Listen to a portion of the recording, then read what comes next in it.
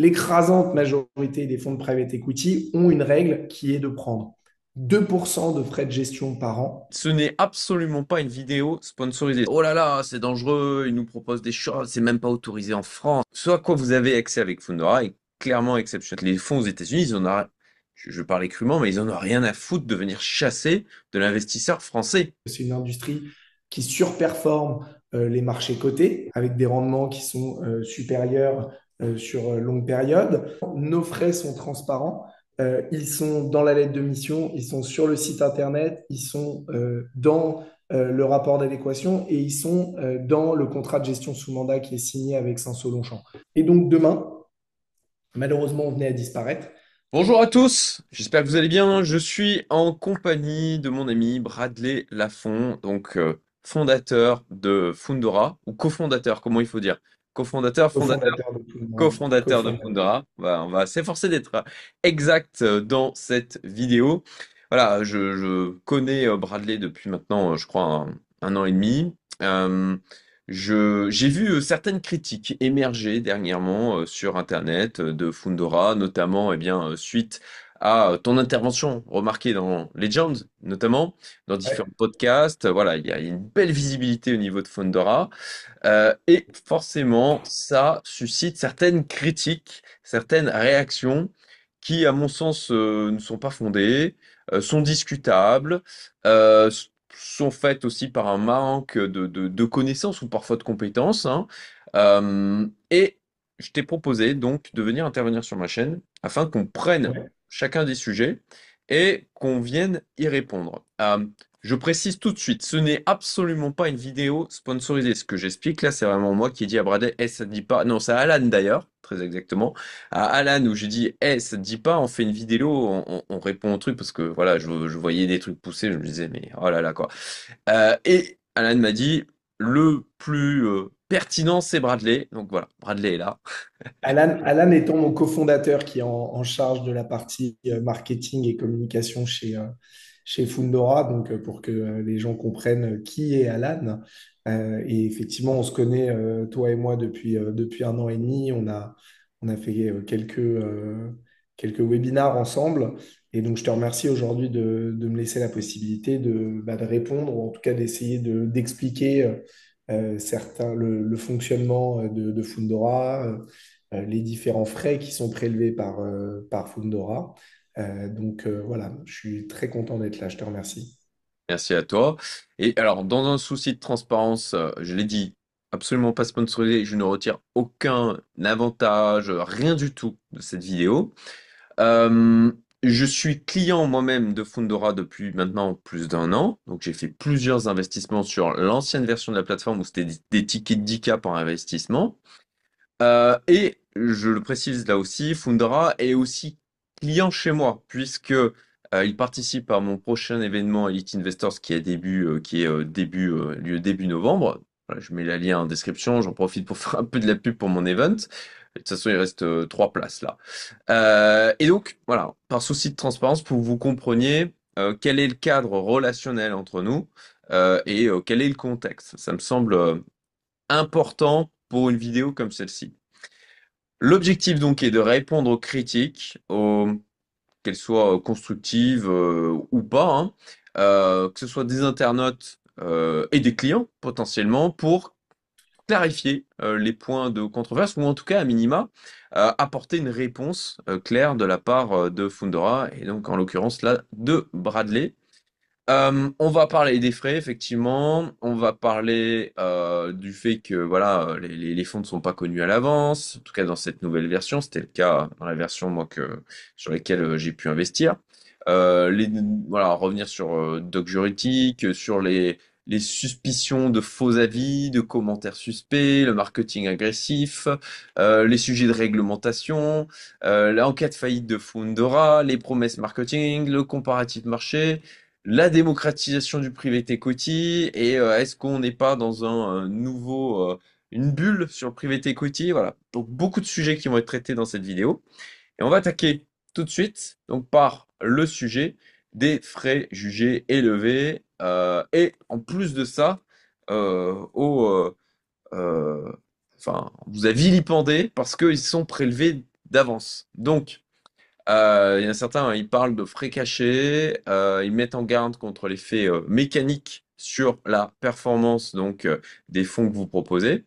Euh, Est-ce que tu peux déjà ben, répondre à ces éléments, peut-être Bien à sûr, apporter des éléments de calcul et voilà, j'ai le tableau là des coûts et des frais supportés par les investisseurs qui provient d'ailleurs de vos contrats et tout qui, à fait. vous le jugerez, je vais l'afficher après, me semble extrêmement clair, voire même, je sais pas ce que tu en penses, Bratelet, on peut peut-être l'afficher dès maintenant et le Ouais, bien garder sûr, en support. bien sûr, Ouais. bien Ok. sûr, bien sûr. Alors, je vais vous partager du coup mon écran avec la capture écran des frais en question. Voir. Voilà. Et cet aspect-là, puisque bah, moi, de toute mon expérience avec eux, ils ont toujours fait preuve de, en tout cas, une volonté de transparence, clairement. Et donc, voici les frais tels qu'ils sont affichés et explicités. Je ne vois pas comment on pourrait faire plus clair dans les contrats. Je te laisse les commenter, Bradley. Oui, bien sûr. Merci, merci Cédric. Effectivement, alors ce qu'il faut d'abord savoir quand même, qu'il y a un point important, c'est qu'aujourd'hui, Fundora, on agit dans un cadre qui est réglementé, régulé.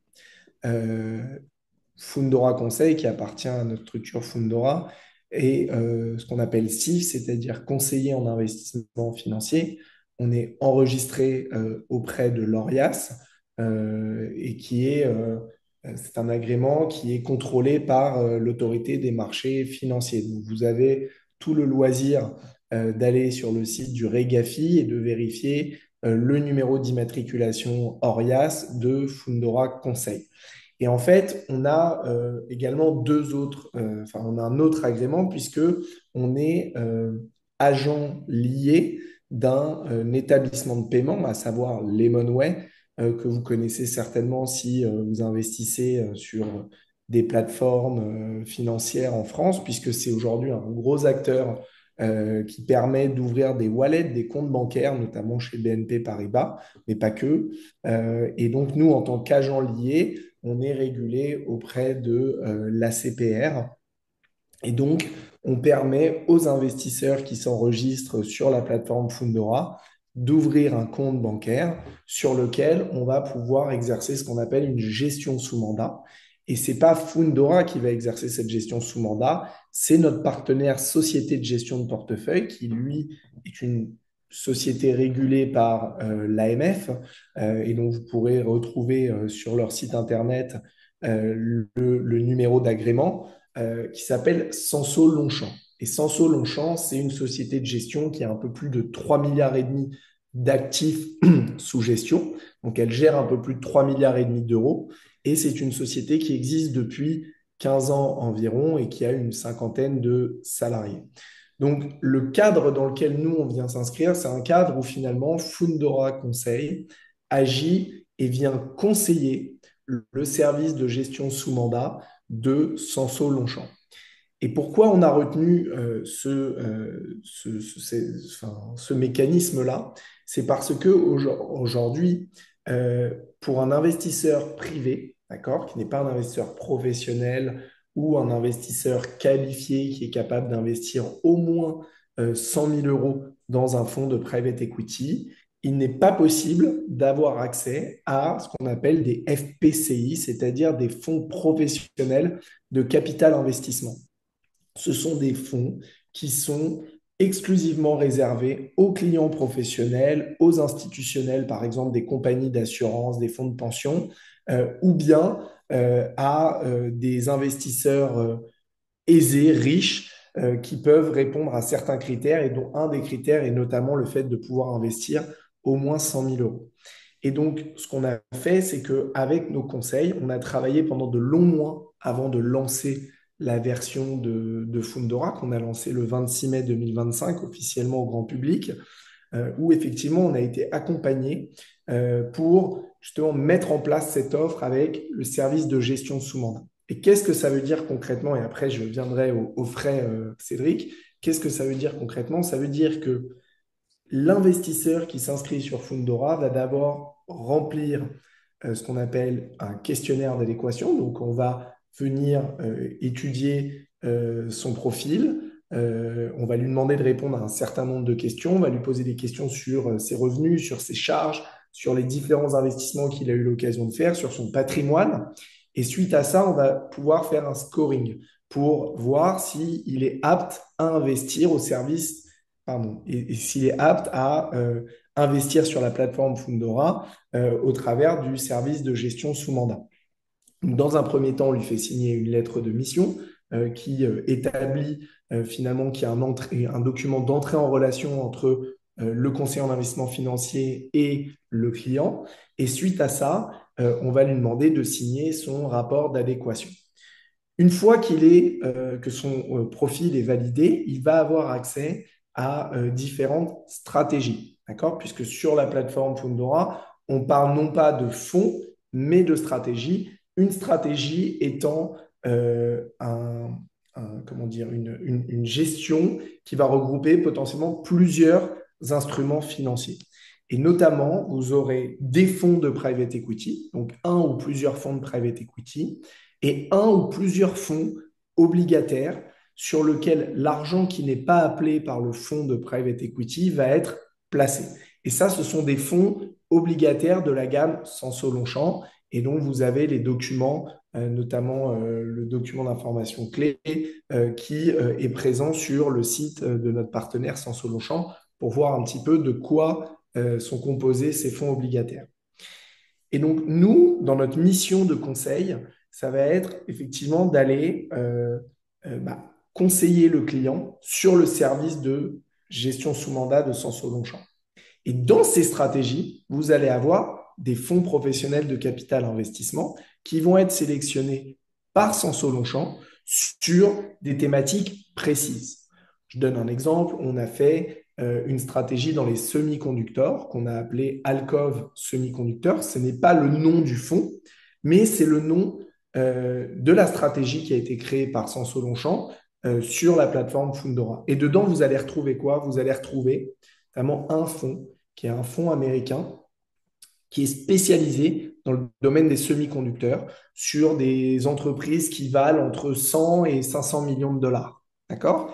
Et donc, on explique, on donne un certain nombre d'éléments sur l'historique de performance du fonds qui vient composer la stratégie, sur la géographie sur laquelle le fonds va déployer l'argent, le nombre de sociétés en portefeuille qui vise, vous allez avoir les thématiques d'investissement, vous allez avoir des exemples d'investissements qui ont été réalisés par le fonds précédemment, mais malheureusement, on ne peut pas communiquer sur le nom du fonds, puisque pour pouvoir accéder à ces fonds professionnels, il faut être un professionnel. Et c'est donc au moment où vous allez rentrer dans la stratégie, donc toi, Cédric, quand tu vas vouloir, par exemple, investir chez Alcove Semiconducteur, que tu vas signer ce qu'on appelle un contrat de gestion sous mandat avec notre partenaire Sanso-Longchamp, d'accord, dans lequel tu vas lui donner mandat pour venir investir ton argent en ton nom dans cette stratégie Alcove Semiconducteur. À ce moment-là, ce n'est pas toi qui choisis les sous-jacents du fonds, les sous-jacents de la stratégie, pardon. C'est bien le gérant de Sanso-Longchamp qui, en tant que client professionnel, va te permettre d'avoir accès à des produits qui sont réservés aux professionnels.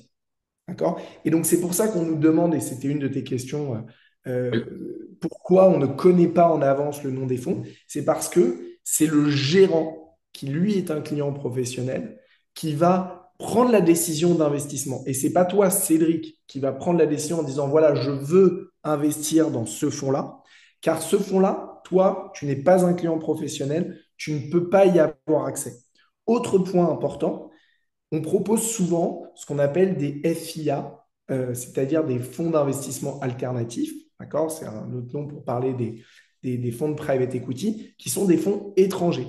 Et ces fonds étrangers, par exemple celui d'Alcove Semiconducteur, eh bien, c'est un fonds américain qui n'a pas forcément pour vocation à accueillir des investisseurs français ou en tout cas à aller faire la promotion de ce fonds sur le marché français. D'accord? Et donc, ils ne font pas nécessairement de demande auprès de l'AMF, l'autorité des marchés financiers, pour pouvoir être commercialisés en France.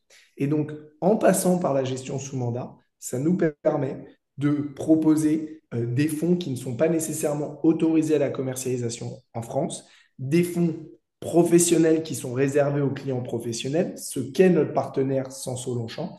Et donc, c'est par ce mécanisme-là que nous arrivons à proposer quelque chose qui, jusqu'à présent, était totalement inaccessible aux investisseurs privés. Maintenant, sur le sujet des frais.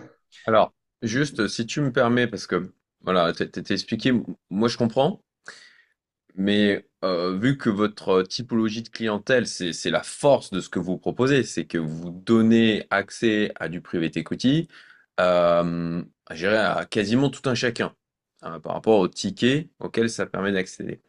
Donc, il y a peut-être certaines personnes pour lesquelles c'est compliqué de comprendre ce que tu as expliqué. Je vais peut-être essayer de le simplifier, en tout cas, D'accord? tu vois, de fournir une version peut-être plus compréhensible, j'espère arriver à le faire. En clair, ce que a fait Fundora, c'est de l'innovation pour moi juridique. Parce que l'environnement juridique est tellement complexe que oui, on peut faire de l'innovation là-dedans aussi. Et à mon sens, et tu m'arrêteras Bradley, hein, c'est ce que vous avez monté. Pourquoi il n'y a personne encore qui l'a fait? C'est parce que vous avez été innovant d'un point de vue juridique et que vous avez réussi à rentrer dans les cases des règles imposées, euh, tout en donnant accès à des choses qui ne sont normalement pas accessibles. Voilà, ça c'était le premier point. Et le deuxième point par rapport au fonds de gestion aux États-Unis, où j'ai vu des remarques de gens qui disaient, oh là là, c'est dangereux, ils nous proposent des choses, c'est même pas autorisé en France, ça c'est pas bien, c'est pas bien. Non, vous comprenez pas. Vous avez de la chance de pouvoir y accéder. Comprenez bien qu'aujourd'hui, le gros de la performance, le gros des liquidités, c'est aux États-Unis. Je crois que c'est les deux tiers des investissements en venture capital, c'est les States aujourd'hui. Je suis sûr à 95% de mon chiffre. Donc, c'est là-bas qu'il y a des opportunités, c'est là-bas qu'il y a des choses qui se passent, c'est là-bas où il y a les plus gros rendements. Donc, ce à quoi donne accès Fundora, enfin, moi, je suis admiratif, et je suis certainement biaisé de ce fait, certainement aussi parce que je suis client, mais ce à quoi vous avez accès avec Fundora est clairement exceptionnel en termes d'opportunités d'investissement. Donc, comprenez bien ça. Ce n'est pas parce que ce sont des fonds qui sont aux États-Unis que tout de suite c'est ah mais d'accord c'est illégal, oh là là c'est suspect, etc. Non, c'est comme l'a expliqué Bradley, c'est que les fonds aux États-Unis ils en ont, je parlais crûment, mais ils en ont rien à foutre de venir chasser de l'investisseur français. Ils en ont franchement rien à foutre, ils ont déjà bien à faire aux États-Unis. Donc c'est une réelle chance de pouvoir avoir accès à des fonds comme ça via la plateforme Fondora en étant investisseur français. Voilà, c'était mon petit mot explicatif. Écoute, merci. Je pense aussi que c'est une chance, l'offre Fundora, pour les investisseurs privés français. Maintenant, pour revenir au sujet des frais, Oui, je repartage mon donc, écran, du coup. voilà. On va revenir au sujet des frais. Et déjà, ce qu'il faut, je pense, bien comprendre, c'est que on n'est pas une plateforme de crowdfunding, puisque déjà, on n'a pas un agrément de PSFP comme ont la plupart des plateformes de crowdfunding qui font appel aux investisseurs privés. Et effectivement, nous, quand on nous dit c'est des frais cachés, je comprends pas trop parce que justement, nos frais sont transparents. Ils sont dans la lettre de mission, ils sont sur le site internet, ils sont dans le rapport d'adéquation et ils sont dans le contrat de gestion sous mandat qui est signé avec Saint-Solon-Champ. Donc, je vois pas bien comment on peut nous dire que les frais sont cachés dans la mesure où notre modèle, c'est de prendre effectivement des frais de gestion et des frais de structuration côté investisseur. Quand la plupart des plateformes de crowdfunding, je dirais la très grande majorité des plateformes de crowdfunding, communiquent sur le fait qu'il n'y a pas de frais pour l'investisseur. Mais bon, comme toute société commerciale, elle doit quand même bien gagner de l'argent pour survivre. Et donc, ils prennent des frais sur les porteurs de projets, que ce soit des startups ou bien des marchands de biens dans l'immobilier ou bien des entreprises dans les énergies renouvelables pour les gens qui font du crowdfunding dans le l'ESG. Donc, globalement, l'argent il y a toujours des frais. Il y a des frais qui sont effectivement portés par l'investisseur et il y a des frais qui sont portés par le porteur de projet. Donc, chez Fundora, les frais sont disclosés, sont transparents et ils sont bien évidemment euh, très similaires, voire même inférieurs à l'offre qui est existante sur le marché. Là où effectivement il y a peut-être un peu d'incompréhension, c'est que le private equity et les fonds de private equity, c'est nouveau en France. C'est une industrie qui existe depuis des dizaines d'années aux États-Unis, qui est arrivée un peu plus tard en Europe. Mais en tout cas, la démocratisation, ce mouvement de démocratisation, il est nouveau en France. Et donc, les gens qui sont aujourd'hui, et c'est très bien, habitués à investir en bourse au travers d'ETF qui sont très peu chargés, qui sont des fonds indiciels, eh bien, ne comprennent pas pourquoi il y a autant de frais dans le private equity. Et donc, les frais du private equity, c'est une industrie qui historiquement prélève beaucoup de frais. Alors, on dit, et tout le monde communique dessus, sur le fait que c'est une industrie qui surperforme les marchés cotés, d'accord, avec des rendements qui sont supérieurs sur longue période. Mais à côté de ça, vous avez une illiquidité. Et c'est cette illiquidité d'ailleurs qui permet de faire de la surperformance. Donc, si on reprend l'exemple des frais, tous les fonds de private equity, la très grande majorité des fonds, je ne vais pas dire tous les fonds, parce qu'après on va me dire non, pas tous les fonds, mais l'écrasante majorité des fonds de private equity ont une règle qui est de prendre 2% de frais de gestion par an sur le montant engagé par l'investisseur et 20% de carry d'intérêt qui est la commission de surperformance. Quand l'investisseur gagne de l'argent, le fonds vient lui prélever 20% de sa plus-value. Et ça, c'est quelque chose qui est acté à peu près dans tous les pays du monde, peu importe la stratégie, que ce soit du venture capital, du LBO, du secondaire, vous avez globalement la même structure de frais pour tous les fonds. Et alors là, j'ai entendu plein de choses et on m'a dit oui, mais vous, vous fonctionnez différemment. Non, non, on ne fonctionne pas différemment. On fonctionne comme tous les fonds ou comme tous les fonds de fonds ou comme tous les fonds de fonds, pardon. C'est-à-dire que l'argent des frais est déduit du montant de l'investissement. Que vous mettiez 100 millions d'euros parce que vous êtes une compagnie d'assurance ou 100 euros si vous investissez au travers de Fundora, eh bien, les 2%, en l'occurrence, nous, 1,7% de frais de gestion qu'on prend, ils sont déduits de l'investissement chaque année. Donc, sur 100 euros, vous aurez 100 euros moins 1,7 euros. Là où, effectivement, le modèle Fundora est différent par rapport à un modèle de fonds, c'est que nous sommes en constante levée de fonds. C'est-à-dire que nous levons de l'argent auprès d'investisseurs 2 à 3 fois par mois sur des nouvelles stratégies. D'accord. Et donc, on a fait le choix de prendre les frais de structuration et la totalité des frais de gestion au moment de la souscription de l'investisseur. D'accord. Et ça, c'est quelque chose qui est effectivement différent d'un modèle d'un fonds de private equity qui, lui, va avoir une durée de vie de 10 ans et il va prendre les frais de gestion chaque année. Maintenant, ce qu'il faut comprendre, c'est que si demain, toi, Cédric, tu investis chez BlackRock 10 millions d'euros, d'accord? Tu vas payer 2% de frais de gestion chaque année. Donc, chaque année, tu vas avoir 200 000 euros qui vont être déduits de ton investissement. OK?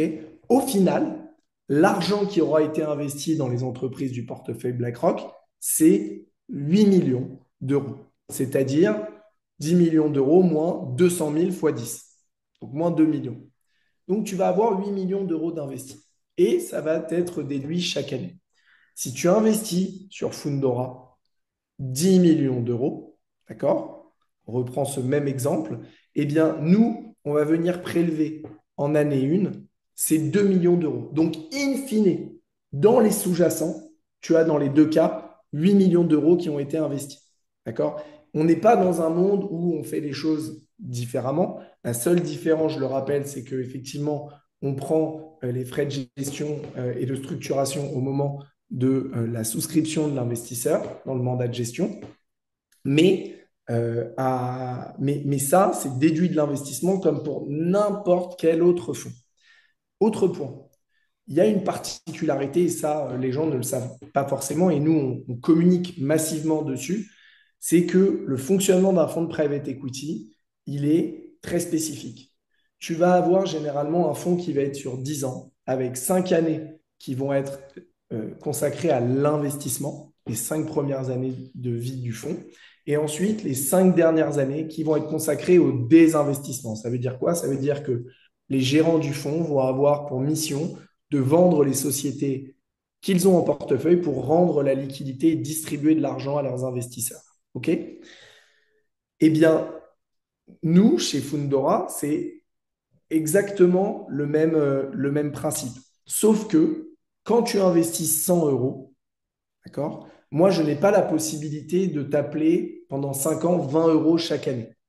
Parce que ça serait trop compliqué de le faire C'est auprès clair. de milliers d'investisseurs. Et puis, si en année 3 je t'appelle 20 euros et qu'en fait, tu as disparu de la circulation, bah, c'est compliqué parce que moi, du coup, je ne peux pas répondre à l'appel du fonds sous-jacent. Et donc, je me mets, moi et tous les investisseurs, en difficulté. Donc, ce système d'appel de fonds, on ne le propose pas pour les investisseurs qui mettent moins de 30 000 euros. D'accord? Par contre, si tu souhaites investir 30 000 euros ou plus, tu peux bénéficier d'appels de fonds. Et donc, si demain tu me dis, voilà, Bradley, je veux investir dans Alcove Semiconducteur 100 000 euros, le premier appel de fonds est de 30 000 euros, 30% par exemple. Tu vas décaisser tes 30 000 euros. Et le reste des appels de fonds va se faire sur les 3, 4, 5 prochaines années. D'accord? Donc, toi, qu'est-ce qui va se passer mécaniquement? Ton multiple, à la fin, potentiel, va rester exactement le même. Par contre, le taux de rendement interne, d'accord? Celui sur lequel les fonds de private equity, pardon, communiquent largement, lui, ça va avoir un impact si tu sors tes 100 000 euros en une fois tout de suite ou si tu les sors en 4 ou 5 fois sur 5 ans. Ça va te permettre d'augmenter ton taux de rendement interne. Nous, chez Fundora, on a décidé de ne pas communiquer sur le taux de rendement interne. Beaucoup de gens le font. Nous, on estime que c'est biaisé dans la mesure où ce taux de rendement interne, il varie en fonction de si tu es en appel de fonds ou non. Et en plus de ça, c'est difficile de communiquer dessus parce que tu ne connais pas le calendrier des distributions et des appels de fonds. Donc nous, ce qu'on fait chez Fundora, c'est qu'on communique sur des multiples nets de tout frais. Net de frais du fonds sous-jacent, net de frais des mandats de gestion. Donc, si demain, tu investis 100 euros sur Alcove Semiconducteur et que le multiple potentiel est de 3x net de frais, ça veut dire que tu peux potentiellement obtenir 300 euros si le multiple cible du fonds qui a été communiqué par les gérants est rempli. Comment on communique sur ce multiple-là? Ce n'est pas un multiple qui tombe du chapeau. Il est communiqué par les gérants eux-mêmes sur la base de leur track record, donc leur historique de performance, sur la base des conditions de marché actuelles, sur la base de la croissance du secteur sur lequel ils vont investir. Mais bien évidemment, ce n'est pas une garantie de performance. D'accord? Donc, et bien évidemment, les performances passées ne présagent pas des performances futures. Donc, un fonds qui a pu faire 4x sur chacun de ses fonds pendant 30 ans, ça ne veut pas dire qu'il va faire la même chose sur les 30 prochaines années, bien évidemment. Et donc, il y a des risques associés au private equity. Et ces risques sont des risques de perte en capital, partiel ou total. C'est assez rare, mais ça peut arriver. Un risque d'illiquidité. Et les multiples qui sont communiqués par les gérants ne sont en aucun cas des garanties, mais des multiples cibles sur la base, comme je le disais, des historiques de performance et des conditions de marché. Et donc, sur les 20% qui vont être prélevés par notre partenaire Sanso Longchamp, ils vont en garder 4,5% au titre de leur gestion sous mandat et ils vont reverser 15,5%. Donc ça, c'est du TTC, parce que la gestion sous mandat est soumise à TVA. Ils vont nous renverser 15,5% TTC au titre de notre conseil en investissement. D'accord? Donc, les frais sont dégressifs. Ensuite, tu l'as montré sur le tableau, mais quand tu investis à partir entre 30 000 et 100 000 euros, on passe à 2,5% de frais de structuration et 1,5% de frais de gestion par an. Voilà, je te remercie. Ce qui fait qu'au final, tu as 17,5% sur une période de 10 ans. Et si tu investis un montant supérieur ou égal à 100 000 euros, à ce moment-là, les frais de gestion passent à 1,2% par an et 2% de frais de structuration. Donc, globalement, tu es entre 14 et 20% de frais de gestion sur une durée de 10 ans. Bien évidemment, si demain le fonds n'est pas un fonds de 10 ans, mais un fonds de 6 ans, tu paieras des frais de gestion, non pas sur 10 ans, mais bien sur 6 ans. Les frais de structuration, eux, sont les mêmes. Donc, voilà, aujourd'hui, je conçois que les investisseurs qui connaissent pas bien cette classe d'actifs se disent que les frais de gestion sont très élevés. Les frais de gestion en private equity sont élevés, mais il y a une raison pour ça. C'est que il y a énormément de frais engagés, que ce soit des frais réglementaires, des frais d'audit, des frais de banque dépositaire par lesquels transitent les fonds, des frais de due diligence juridique, financière. Quand ils analysent une société, ce sont des sociétés qui sont non cotées. Donc, ils doivent aller chercher l'information. Ils doivent la faire auditer, valider par des experts avant d'investir. Il y a des pactes d'actionnaires à rédiger très lourds, donc des frais juridiques très élevés. Il y a des frais de conseil aussi pour les sociétés qui sont accompagnées parce que les fonds de private equity, les meilleurs d'entre eux, ont un vrai impact dans la gestion des entreprises. Donc tout ça, ça a un coût. C'est pas à moi de juger si effectivement les frais du marché, enfin qui sont les frais de marché qui sont pris par les fonds de private equity sont trop élevés. Nous, ce qui est sûr, c'est qu'on a fait une analyse concurrentielle avant de lancer notre offre Fundora. Et on a vu que les acteurs qui proposaient des investissements à partir de 100 000 euros et plus étaient pour la plupart sur des frais plus élevés que les nôtres. D'accord.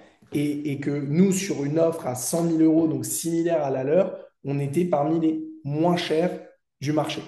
Donc, encore une fois, j'entends la critique et je la respecte sur le fait que c'est une industrie où il y a des frais de gestion qui sont élevés, mais il y a aussi potentiellement chez les meilleurs gestionnaires de l'alpha, c'est-à-dire une capacité à générer de la surperformance qui est très élevée aussi, et historiquement des rendements qui sont supérieurs aux rendements qu'on trouve sur les marchés cotés. C'est une masterclass de pédagogie, je trouve, sur le domaine du private equity. Donc, j'espère que ceux qui regardent la vidéo là ont écouté avec attention. Ça peut paraître complexe quand on n'est pas habitué au domaine. Donc, n'hésitez pas à réécouter si vous en avez besoin. C'est important de comprendre hein, dans ce dans quoi vous investissez, de comprendre la classe d'actifs à laquelle vous vous exposez. C'est hyper intéressant le private equity. On va en parler un peu plus loin. Moi, je crois qu'on est au début d'une vague de croissance du secteur, comme on a pu le connaître avec la démocratisation de l'investissement en bourse, ce qui a amené aux performances que l'on a connues sur les marchés boursiers. Je fais le parallèle pour moi avec le private equity, mais on va y revenir plus tard. Euh, et bah, écoute, moi je souligne, hein, par exemple, tu donnais l'exemple tout à l'heure de j'investis 10 millions. J'ai 20% de frais, donc je paye en clair 2 millions de frais, ce qui, encore une fois, hein, c'est une réalité, hein, c'est comme ça que ça se passe. C'est une réalité Ah, chez tous les marchés, sur tous les fonds du marché. voilà, et bien voilà, si on compare, si quelqu'un met 10 millions sur la table chez Fundora, au final, ça sera mais oui, que 14%. Voilà. C'est exactement ça. Alors après, il faut prendre en compte que ça, c'est les frais. Nous, on est considéré comme un peu une sorte de fonds de fonds. Donc, on est Mm. une sorte de fonds qui investit dans un autre fonds. Et c'est ce fonds sous-jacent qui, lui, va investir dans des sociétés privées. Et le fonds sous-jacent, lui, prend également des frais de gestion que j'ai mentionnés tout à l'heure, qui sont de 2% par an et 20% de carré d'intérêt. Mais ce qu'il faut bien comprendre, et c'est ça, en fait, qui, pour moi, s'il devait y avoir une chose à retenir pour les personnes qui nous écoutent, c'est que aujourd'hui, on a on a pris le parti de ne pas communiquer sur le brut et le net pour justement ne pas perturber la compréhension des investisseurs. Tous les multiples que vous voyez sur la plateforme sont des multiples nets de tout frais. Donc ça intègre déjà les frais du fonds sous-jacent, je le rappelle, environ 2% par an, plus 20% de carré d'intérêt. Ça prend en compte les frais du mandat de gestion avec Sanso Longchamp, 1,7% par an, plus 3% de frais de structuration. Donc oui, quand demain on communique sur un fonds qui fait 2,5x net de tout frais, ça veut dire que le fonds sous-jacent, il a fait 3x et que quand vous retirez les frais de Fundora, vous tombez à 2,5x. C'est Et le prix de ça, c'est un point qui l'accessibilité. est C'est le prix de exactement. l'accessibilité. Et l'autre point qui est très important, Cédric, c'est qu'on compare souvent les performances des fonds de private equity avec des ETF. Très bien. Et il faut le faire parce que l'ETF, aujourd'hui, c'est un outil qui a permis à beaucoup de Français de s'exposer à la bourse sans avoir à justement faire du Faire du stock stock picking pour picking. chercher telle ou telle action, où on se rend compte que finalement, la surperformance des fonds cotés n'est pas nécessairement meilleure que les fonds indiciels. Euh, Dans le private equity, la différence est très importante. Mm. Si tu prends l'indice, donc la moyenne, tu es 12-13% en fonction des années. D'accord? Si tu prends le top 25%, tu es au-delà de 20% par an en termes de TRI. Si tu prends le top 10%, au-delà de 30%. Si tu prends le top 5%, tu es au-delà de 40%. Donc, ce que je veux te dire par là, c'est que l'alpha, la différence que tu vas avoir entre la moyenne et le top 5%, elle est très importante. Clairement. Très importante en termes de multiples.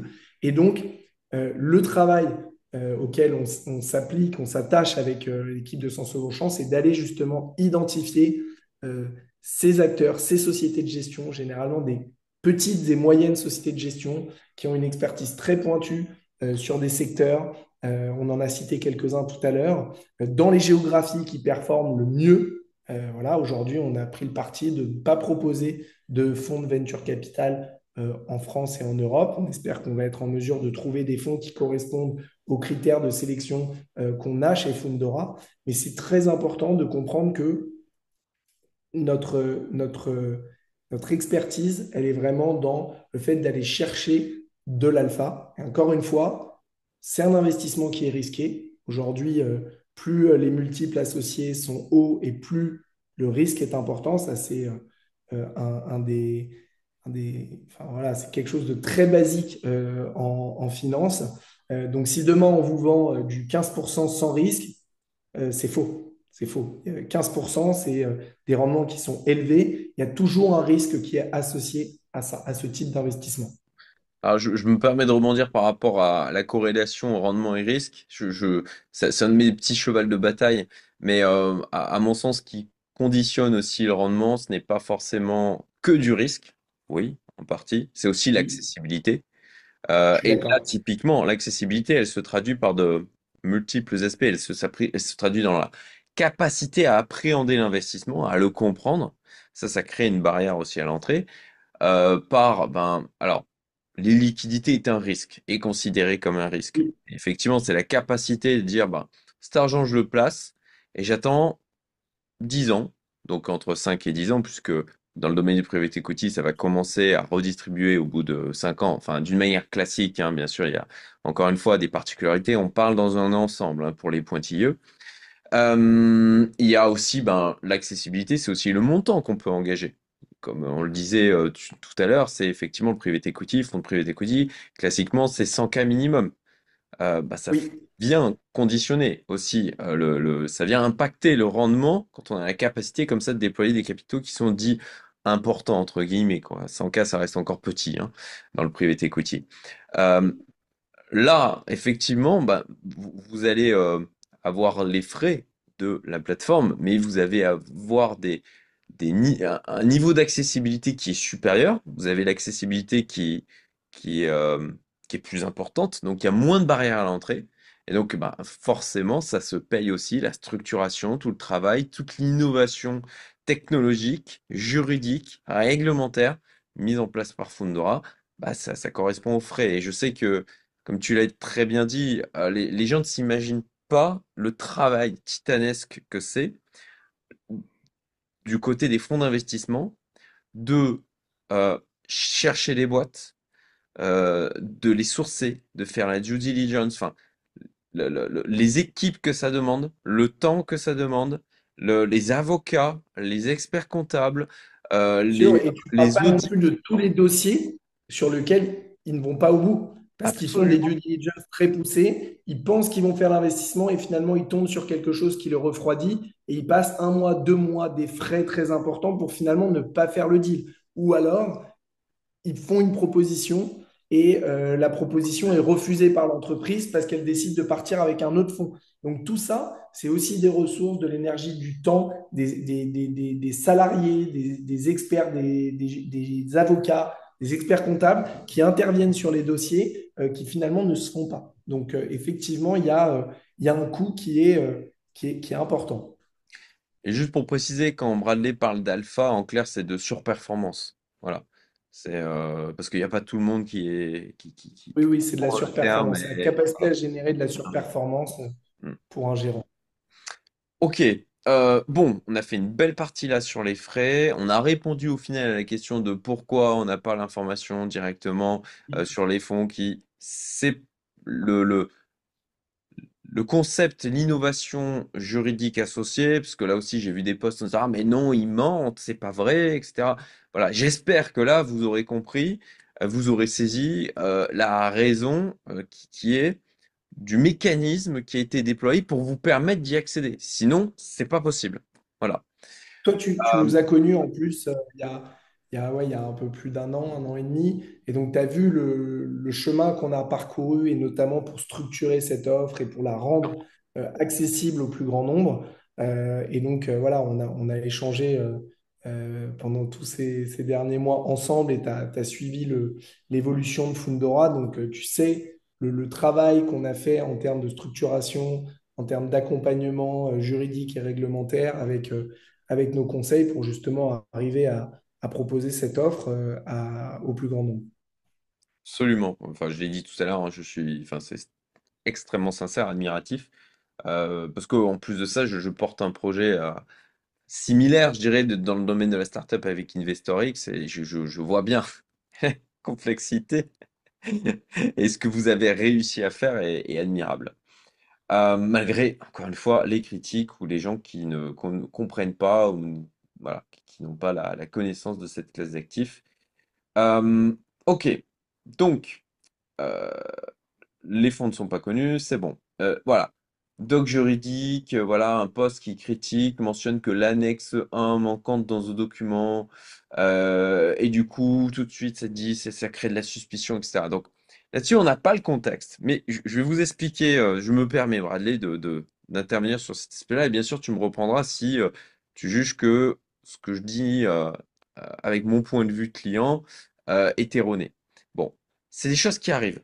Oui, parfois, quand vous avez l'habitude de faire du juridique, ben, parfois il y a un oubli, il y a un problème technique, un truc comme ça. Donc dans un cas où comme ça, il manque une annexe à un contrat que vous devez signer, ben, vous le signez pas, d'accord? Et vous envoyez un petit email au support pour dire, hey, il y a ce problème et ça m'est arrivé. Ça m'est arrivé de multiples fois sur, c'est des trucs qui sont classiques dans l'univers de l'investissement. C'est des trucs qui arrivent régulièrement. Pas tout le temps, mais régulièrement. Donc là, il faut être proactif. Il faut faire preuve un peu de, je dirais, d'intelligence circonstancielle. Vous envoyez un mail, vous dites, bah, vous signez pas comme ça à l'aveugle, vous envoyez un petit mail disant, il y a tel problème, voilà. Et bon, bah, là, ça vous permettra aussi d'expérimenter à qui vous avez affaire, parce que, à mon sens, on reconnaît les services performants à leur réaction quand il y a des problèmes. Parce que des problèmes, il y en a tout le temps. Donc, c'est comment ils réagissent par rapport à ça. Donc, sur ça, il manque l'annexe. Ok, c'est pas parce qu'on essaye de vous arnaquer. C'est parce qu'il y a eu un problème technique à un moment donné. Donc, réclamez-la, tout simplement. Je sais pas si tu veux. Ouais, et sachant que je rebondis sur ce que tu dis, Cédric, on a un service client qui est, je trouve, très performant.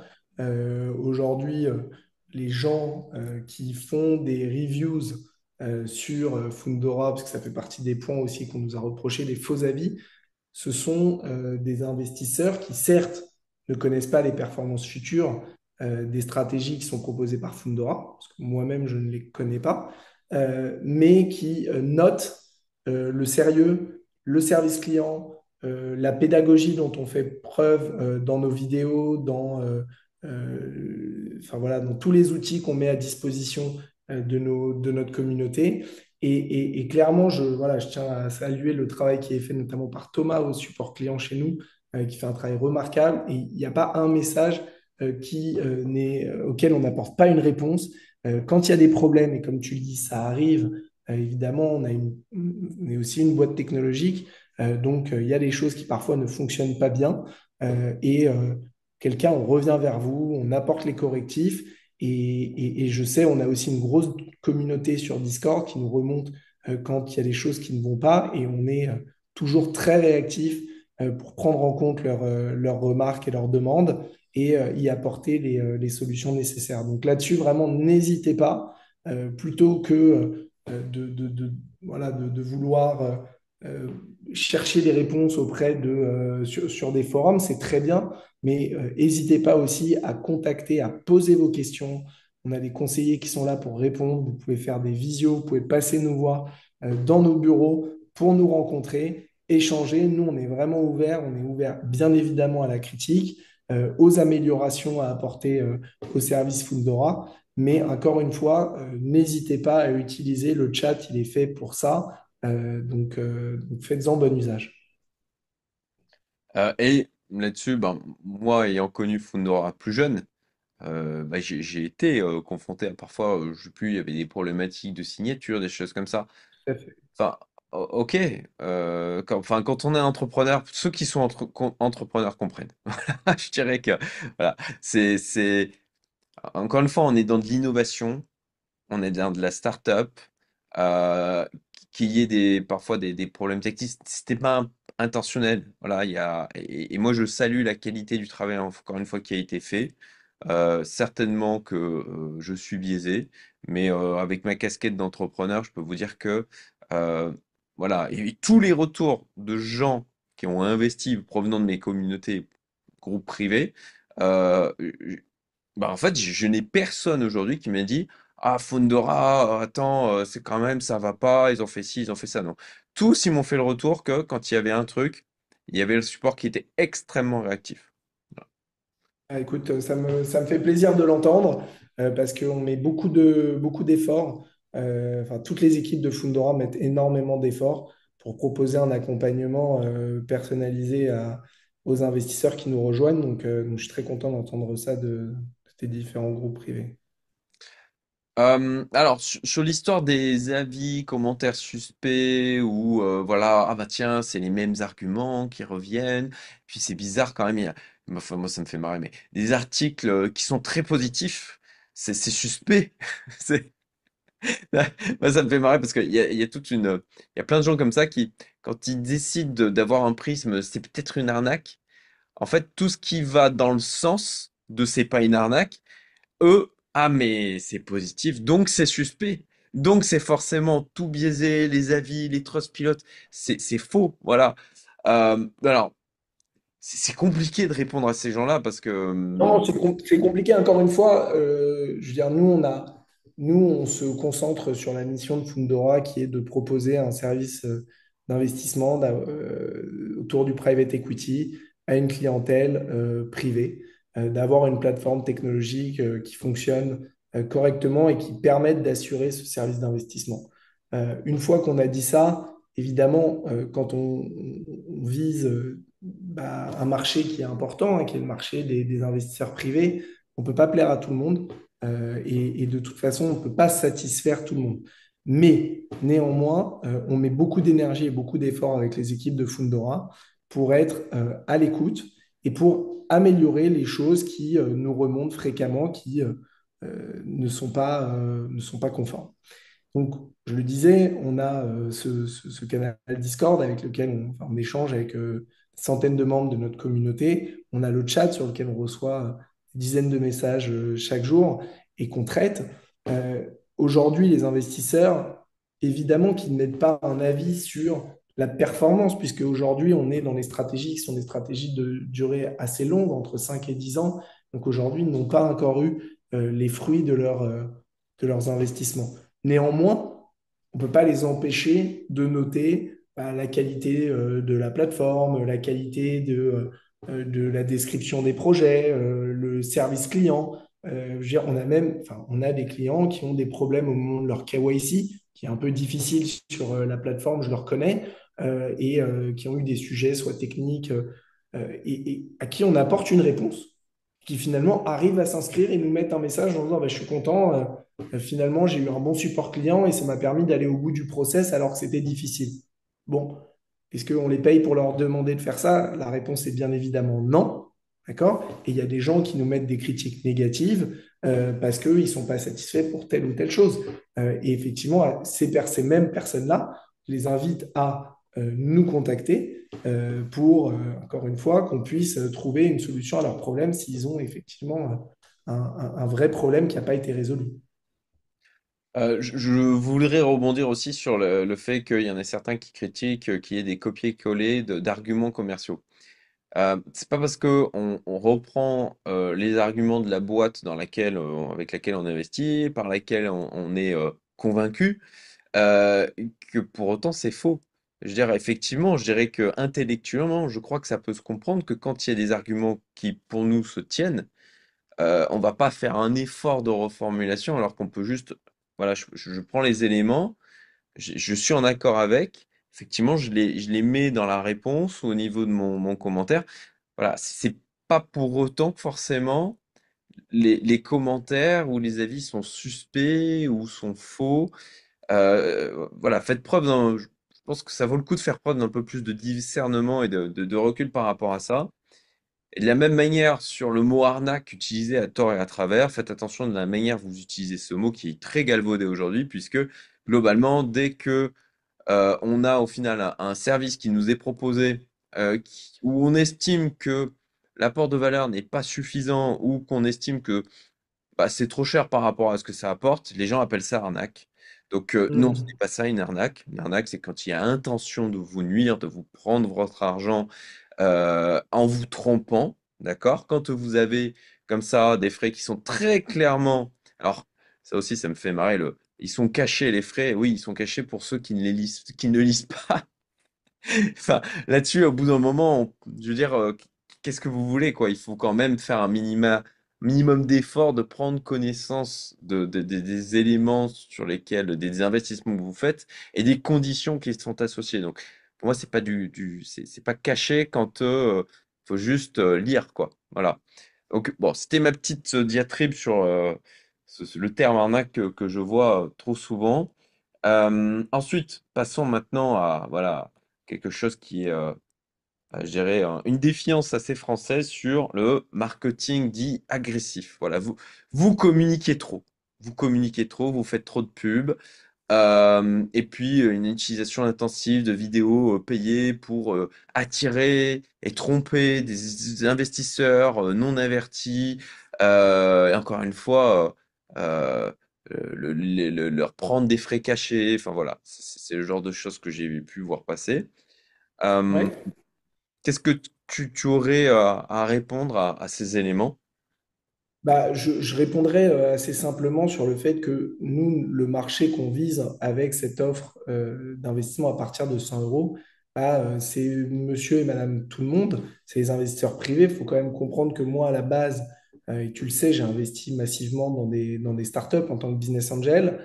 Euh, et quand j'ai voulu avoir accès à des fonds de private equity, on m'a fermé la porte parce que le ticket d'entrée était trop élevé. On me demandait 2 millions d'euros pour le fonds que j'avais contacté. Donc c'est à ce moment-là qu'avec mes associés, j'ai eu l'idée de faire cette plateforme Fundora.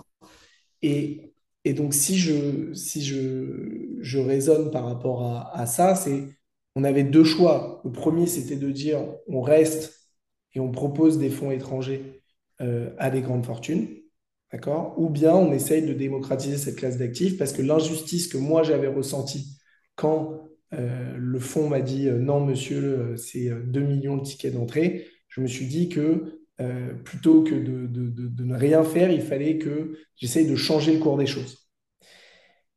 Et donc, on a décidé de le rendre accessible. Toi, tu as connu la première version de la plateforme, tu sais que le ticket était plus élevé que ça.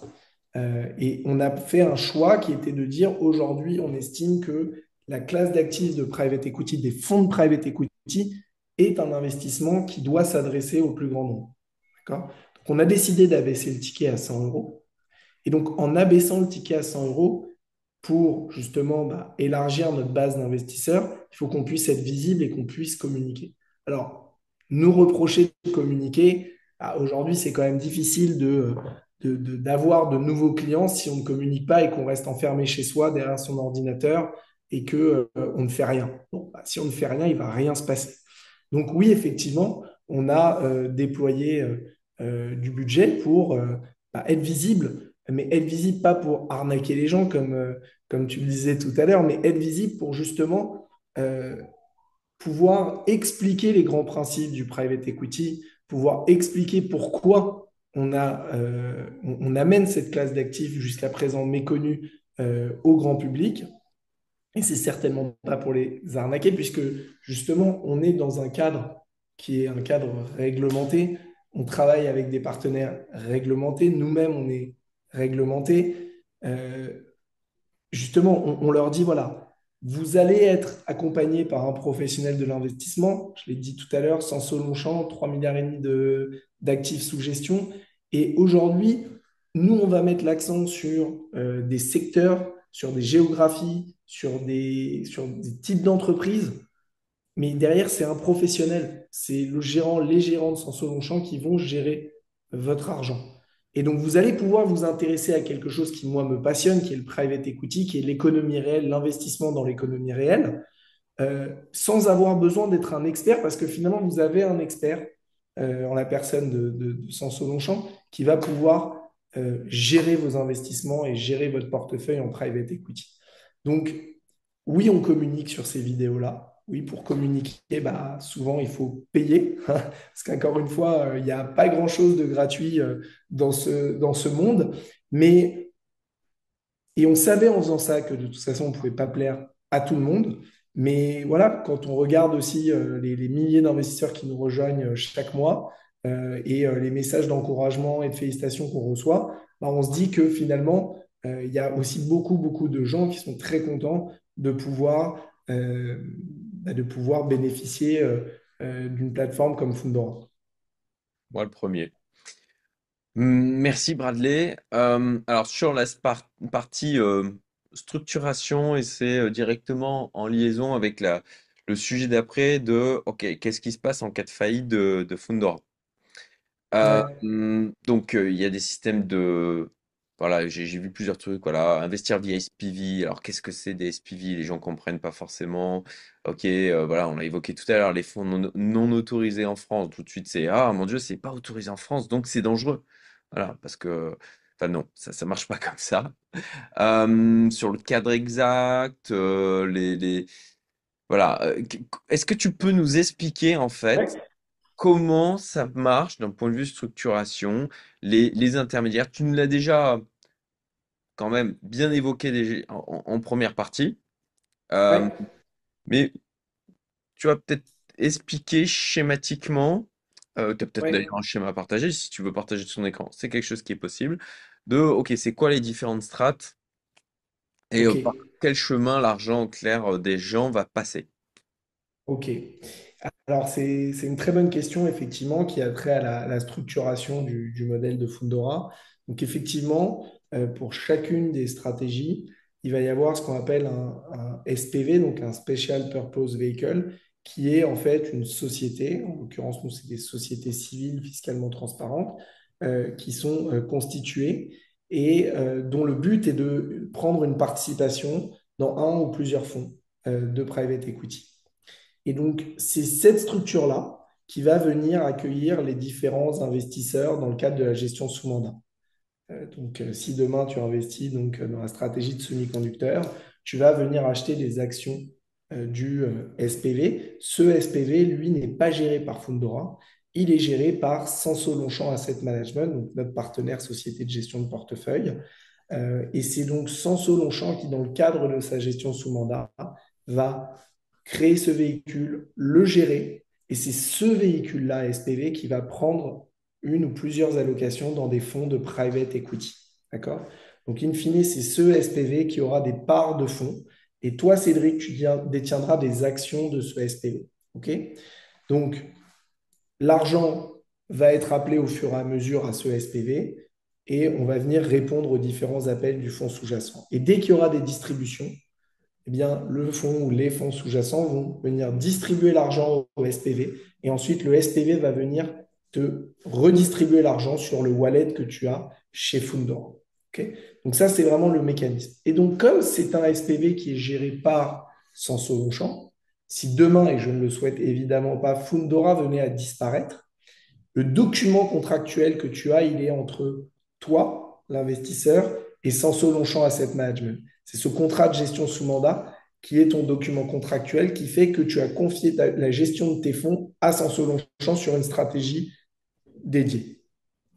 Et donc demain, malheureusement, venait à disparaître, ton argent serait toujours investi dans ce SPV et donc in fine dans les fonds sous-jacents et Sanso Longchamp continuerait à assurer la gestion de cet argent, de ton argent dans cette stratégie. Donc finalement, c'est aussi pour ça qu'il y a une séparation claire entre nous, notre rôle de conseiller en investissement financier, qui est de te conseiller la gestion sous mandat de notre partenaire, d'accord, entre la plateforme technologique Fundora, qui est encore une entité différente, Fundora SAS, et cette entité Fundora SAS, elle, son rôle, c'est d'entretenir et de maintenir une plateforme tech qui fonctionne et qui permet finalement de fluidifier la gestion sous mandat de Sanso Longchamp. Merci. Dernier élément que je précise, c'est bien sûr quand l'argent est distribué suite à un investissement dans un fonds, au niveau du wallet côté Fundora, vous avez la possibilité de retirer cet argent pour par Évidemment. virement bancaire pour recevoir sur votre compte et voilà, encaisser, je dirais, vos plus-values avec bien sûr. Nous, on n'a pas la main sur ces wallets-là, évidemment. C'est Sanso Longchamp qui a la main pour venir justement prélever l'argent et l'investir dans les SPV et in fine dans les fonds. Mais nous, Fundora, on n'a pas la main sur ces wallets. Et les wallets qui ne sont pas un terme de crypto, hein, c'est finalement Oui. juste un portefeuille numérique, un compte numérique qui lui est hébergé chez BNP Paribas avec euh, un IBAN et un BIC sur lequel vous pouvez charger votre compte en carte bleue ou en virement bancaire. Ouais, tu fais bien de préciser qu'effectivement que ça n'a aucune relation avec le monde de la crypto. Euh, ok. Ensuite, je dirais en termes de comparatif marché, on va pas citer des alternatives, hein, c'est pas l'objectif, mais comment tu penses que Fundora aujourd'hui, dans le domaine, on reste dans le domaine private equity, hein, je le rappelle, c'est une classe d'actifs à part entière, donc d'aller comparer du Fundora avec du crowdfunding, crowdlending, et Dieu sait qu'il y a de multiples plateformes sur ce sujet-là. Euh, c- voilà, comment pour vous, vous vous différenciez dans le domaine private equity et comment tu vois l'arrivée de nouveaux acteurs qui proposent l'accès au private equity à partir de 1 euro d'ailleurs? Ouais, ouais, très bien. Bah, effectivement, il y a Trade Republic qui a lancer une offre donc de private equity à partir de 1 euro. Nous, on voit ça d'un très bon œil, puisqu'on pense que justement, ça va participer à ce mouvement Évangélisation. de retailisation du private equity sur lequel nous, on a une conviction assez forte. Après, il ne faut pas comparer des carottes et des pommes, encore une fois. Nous, les fonds qu'on propose sur la plateforme, au travers de la gestion sous mandat, ce sont des fonds professionnels de capital investissement. Les fonds qui sont proposés notamment par Trade Republic sont ce qu'on appelle des fonds LTIF, qui sont des fonds accessibles à partir de 1 euro pour le retail, avec des schémas de fonctionnement qui sont différents, avec des zones géographiques d'investissement qui sont différents, avec des thématiques qui sont différentes et des rendements associés qui sont aussi différents. Donc, encore une fois, c'est une offre qui est intéressante, qui est très différente de l'offre que nous, on propose chez Fundora. Je dirais que ce qui nous différencie principalement, ça va être la sélection des sociétés de gestion des fonds, puisque nous, on va plutôt sélectionner des fonds avec Sanso Longchamp, qui sont des fonds de petite et moyenne taille, qui ont des historiques de performance qui les placent à minima dans le premier quartile, donc dans le top 25% en termes d'historique de performance. Les performances passées ne présagent pas des performances futures, pardon. Euh, Excuse-moi, Pas de souci. là. Les performances passées ne présagent pas les performances futures.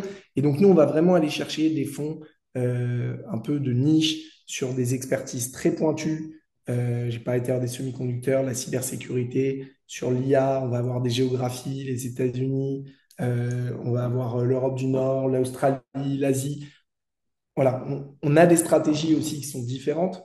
On n'a pas que du venture capital, on a aussi du capital développement, du buyout, des fonds de crédit, des fonds infrastructure, des fonds secondaires. Donc, voilà, on essaye d'avoir un panel assez large qui permet une diversification importante des investisseurs sur la plateforme, à la fois sur des stratégies, à la fois sur des géographies, et à la fois pardon, sur des secteurs d'investissement. Donc voilà, nous, on ne sera pas là à proposer des très gros noms que tu dois peut-être connaître, des BlackRock, des Carlyle, des KKR, qui sont des belles sociétés de gestion, mais qui sont des sociétés de gestion qui investissent des dizaines et des dizaines de milliards chaque année et sur lesquels les performances tendent plus vers la moyenne. Voilà, nous, on va plutôt aller chercher des fonds un peu boutiques, tu vois, comme un boutique hôtel qui va aller chercher une expérience et une performance un peu différente de la moyenne. Ok, très clair. Alors j'ai eu une incursion de ma fille entre-temps et j'ai bipé mon épouse pour lui dire Eh, viens la récupérer s'il te plaît. Euh, Pardon pour ça. Bah écoute, ça me paraît très clair, je te remercie. Et alors, liaison avec le dernier sujet, la démocratisation justement du private equity, vous en êtes un fer de lance, hein, clairement. Et moi, j'ai des gens qui ont fait cette remarque qui, franchement, je veux dire, c'est une question qui se pose, où ils se sont dit, ah bah, ok, là, on commence à avoir une ouverture au retail, du private equity, ok, est-ce que des acteurs comme Fundora viennent pas au final dumper aujourd'hui auprès du retail euh, le private equity d'une manière générale pour permettre aux gros de sortir? Et est-ce que cette démocratisation que l'on est en train de voir émerger n'est pas le signe d'une fin de tendance où on se dit, oula, attention, il y a Madame Michu qui s'intéresse au sujet, un peu comme on a dit dans les cryptos, Ouais, c'est le truc qu'on disait tout le temps, ah, si le boulanger en parle, c'est le moment de sortir. Si, comment elle s'appelait déjà, l'influenceuse Nabila, je crois que c'était ça. Ouais. Si Nabila en parle, c'était le signal du top. Donc voilà, j'ai eu ce type de remarques qui, ouais, bon, c'est des questions que je trouve pertinentes. Donc, moi, j'ai fait mes ouais, propres tout à recherches. fait. J'ai déterminé que non, j'estime que non. Aujourd'hui, on n'est pas dans le haut de la bulle. Il y a encore.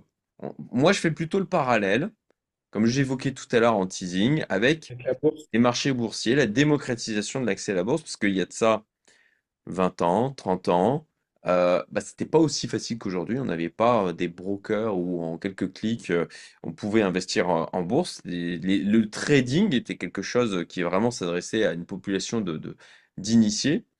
Euh, donc, l'arrivée de capitaux, de nouveaux capitaux, pour moi, vient effectivement alimenter le marché et vient le porter, le pousser, et donc le faire croître, ce qui est bon pour nous autres, à mon sens, puisque j'estime qu'on est encore au début d'une vague. Voilà.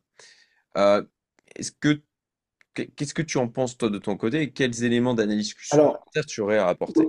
je pense déjà plusieurs choses. La première, c'est qu'aujourd'hui, le monde du retail à l'échelle du private equity, c'est une goutte d'eau dans l'océan. Donc, si on pense qu'avec l'arrivée du retail, ça va permettre aux très gros fonds de déboucler leur position auprès du retail, je n'y crois pas une seule seconde. Maintenant, oui, il y a un mouvement fort. Oui, là, on est au début et la part que représente le retail dans le private equity va augmenter fortement dans les prochaines années. Moi, je pense que la vision de Fundora, qui est celle que je défends, qui est de dire que les petites et moyennes sociétés de gestion, qui sont des sociétés qui ont des expertises très fortes, encore une fois, sur certains secteurs, sur certaines géographies, euh, elles ne cherchent pas à lever auprès d'investisseurs retail. D'accord? C'est pas ces sociétés de gestion qui viennent nous contacter. C'est nous, avec Sanso Longchamp, qui contactons ces sociétés de gestion parce que on est intéressé par leur historique de performance notamment. Et donc, à aucun moment, elles se disent, waouh, super, je vais pouvoir refourguer tout ce que j'ai pas réussi à refourguer à mes clients professionnels à Fundora. Les très gros fonds de private equity qui lèvent 5, 10, 15, 20, 30 milliards, eux se positionnent sur des sociétés qui sont valorisées plusieurs milliards. Et donc, bien évidemment que c'est plus difficile de revendre quand elles prennent une participation d'1 milliard dans une société qui en vaut 3, et qu'elle veut faire 3 fois dessus, revendre une société à 9 milliards aujourd'hui sur le marché, c'est pas quelque chose qui se fait tous les 4 matins. C'est assez difficile, il y a très peu d'acquéreurs potentiels, et donc c'est des transactions qui prennent du temps. D'où les délais d'exit qui s'allongent. Maintenant, nous, les fonds qu'on vise, c'est plutôt des fonds entre 20 et 300-400 millions d'euros. Et donc, les sociétés qu'elles ont en portefeuille, quand elles grossissent, ça fait quelques dizaines de millions, voire quelques centaines de millions d'euros en termes d'exit. Et donc ça, c'est des sociétés sur lesquelles il y a plus d'acquéreurs potentiels.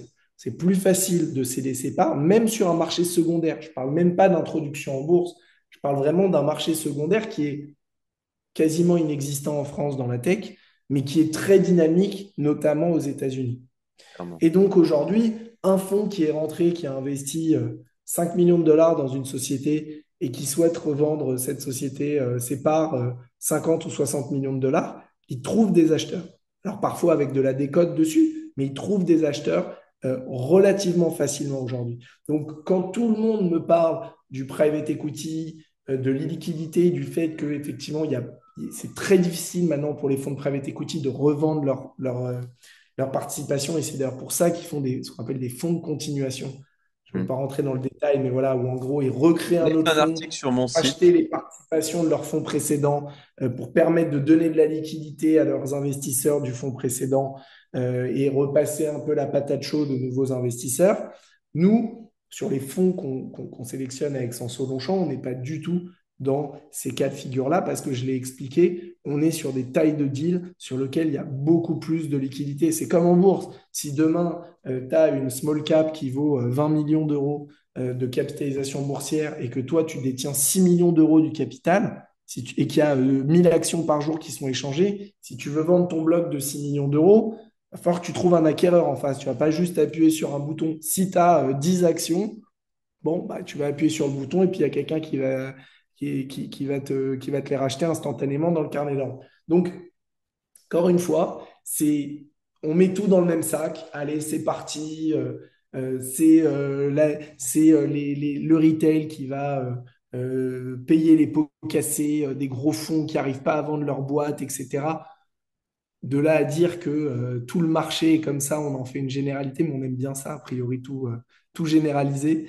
Voilà, je ne pense pas.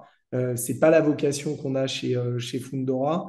Et encore une fois, nous, les très très gros fonds, c'est pas vers ce type de véhicule qu'on se dirige. Euh, Merci. Je vais rajouter deux éléments. Le premier, c'est par rapport au fonds de continuation. J'en ai fait un article sur mon site. Je mettrai le lien en description si vous voulez découvrir ce que c'est, comment ça fonctionne pour votre culture d'investisseur. Ça me semble judicieux. Puis deuxièmement, bon, ben voilà, c'est pas parce que globalement on pense que cette théorie du dump sur le retail globalement est erronée. Je le dis souvent, l'intelligence c'est dans la nuance. Donc faites preuve d'intelligence, faites preuve de nuance, d'accord? Faites pas des généralités où on englobe tout, on tire des conclusions hâtives. Euh, oui, ça, c'est des choses qui peuvent arriver, bien évidemment, mais dans l'ensemble de l'écosystème, ça reste quand même des épiphénomènes, des anomalies. Voilà. On est arrivé au bout des sujets que l'on devait traiter. Je pense qu'on a Merci. fait une sacrée vidéo, là, ça fait presque 1 heure et demie que Ouais. qu'on est ensemble. Désolé si Merci. j'étais un peu long dans mes explications. Je Si trouve vous que avez c'est très d'autres questions, pédagogique. Très bien. si Oui, vous ben, avez d'autres questions, hmm. utilisez le chat qui est sur la plateforme Fundora. N'hésitez pas à poser vos questions. Lien en description On- vers la plateforme, d'ailleurs, en commentaire épinglé aussi. Voilà. donc Pas de lien voilà, on est là d'affilié pour pour ceux qui vont répondre. venir dire, y a rien de tout ça. C'est juste le lien. On est vraiment, on esquive aucune question. Voilà, on esquive aucune question. Donc si vous avez des doutes, des questionnements, on est là pour y répondre et n'hésitez vraiment pas. Merci beaucoup Cédric pour ton temps. Merci d'avoir pris le temps de faire cette vidéo Plaisir, merci à avec toi moi. aussi, parce que tu me le disais juste avant, tu reviens de multiples voyages, t'as pas arrêté, t'as très peu dormi, et j'ai trouvé tes explications parfaitement cohérentes pour quelqu'un avec aussi peu de sommeil. Je vous dis à très bientôt. Merci Badley, à très bientôt.